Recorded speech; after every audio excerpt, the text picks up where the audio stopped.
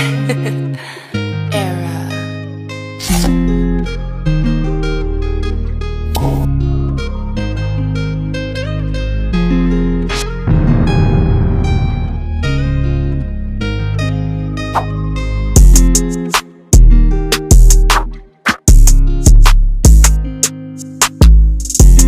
A journey of a million miles, they say, begins with a step, and consistency is the mother of perfection.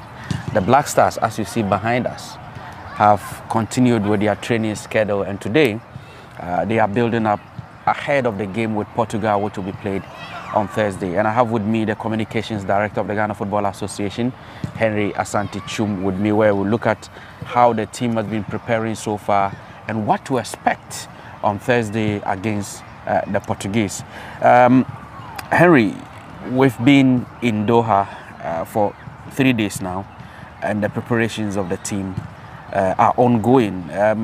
Tell us, how positive does it look in the build-up to the game against Portugal? Well, it looks good. What I know is that these Warriors are hungry and they are ready. You know, it doesn't come any good to represent your country at a World Cup. We began from Abu Dhabi, where we stayed for 4 days, played a friendly against Switzerland. We've been here for 3 days. There was no training on Saturday, and then we began yesterday, and we are training today as well. I like the spirit in camp. The fact that there is unity, you can clearly see amongst the players that the chemistry is very strong. The love for each other is also very, very good. The cohesion and understanding looks very good. Sometimes you may downplay the effect of some of these things on the positivity of a game, but when the team looks strong off the pitch, it shows on the pitch as well. And that is what I am seeing from these players. Luckily or fortunately for us, there is no injury concern. We came out of the Switzerland game without injuries. We have been here for the past 3 days. There is no injury concern. The players are all fit, they are all healthy, and they are buzzing with loads of energy, getting ready for the match against Portugal. What it is that at this particular stage, there is no easy match. All the teams that have qualified for the tournament came here on merit.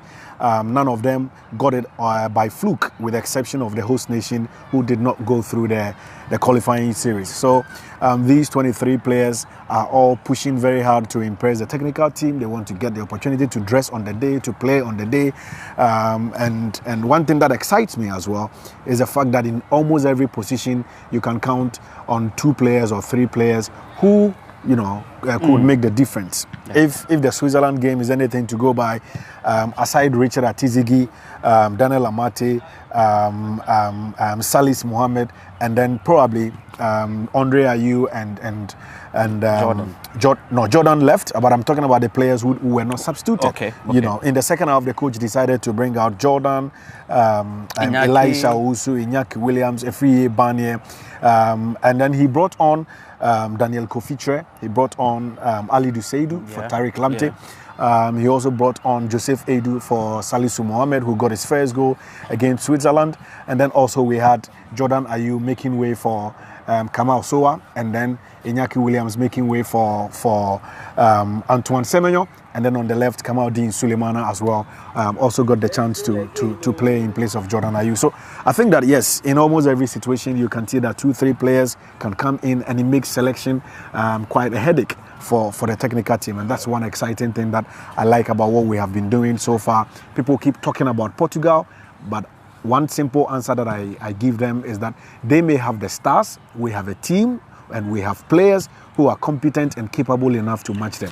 Ahead of the game with Switzerland, a lot of Ghanaians were indifferent with regards to the performance of the Black Stars. In fact, some were even not so optimistic what Ghana is set to do at the World Cup. But after the Switzerland game, Ghanaians seem to be singing a different song, and they are even demanding the trophy. Are they not asking for too much? Well, I think they are asking for too much. We want to approach this game with the highest level of humility as possible. We want to take the games as they come by, one after the other, game by game approach. Yes, before the Switzerland game, if they were quite negative, towards the team is because in recent times results have not gone our way. Ever since we qualified, we've played I think about 5 matches. We played in the Kirin Cup, we lost 1, we drew 1, won against Chile on penalties. We played against Madagascar, won 3-0 in Cape Coast. We played Central African Republic, drew 1-1, and then we lost to Brazil. And then in the game against Nicaragua, even though we won, the performance was not good enough. So yes, it could turn the heads of Ghanaians against the team, as they did not really believe in this squad. But today we have a different generation of players. New players have come in.